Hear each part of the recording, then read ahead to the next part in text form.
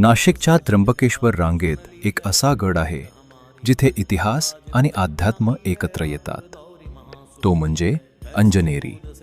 साक्षात पवनपुत्र हनुमानाचे जन्मस्थान मानला जाणारा हा गड सह्याद्रीच्या कुशीतलं एक पवित्र रत्न आहे. अंजनेरी हे नाव पडलं ते माता अंजनीवरून. असं मानलं जातं की माता अंजनीने याच गडावर तपश्चर्या केली होती आणि इथेच प्रभू हनुमानाचा जन्म झाला. गडावर जाताना वाटेत लागणारी अंजनी माता मंदिर आणि तिथली शांतता मनाला सुखावून जाते. पण अंजनेरीची खरी ओळख म्हणजे पावसाळ्यात पाहायला मिळणारा उलटा धबधबा. वाऱ्याच्या प्रचंड वेगामुळे पाणी खाली पडण्याऐवजी वर आकाशाकडे उडतं. हे दृश्य पाहण्यासाठी जगभरातून पर्यटक इथे येतात.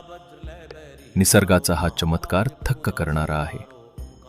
अंजनेरी म्हणजे केवळ भक्ती नाही तर कलेचा वारसाही आहे.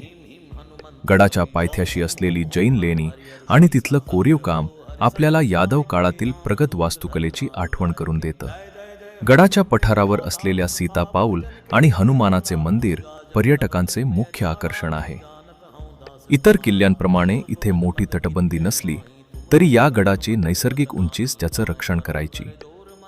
गडावरून दिसणारा वैतरणा धरणाचा विस्तीर्ण परिसर आणि धुक्यात हरवलेला सह्याद्री डोळ्यांचं पारणं फेडतो.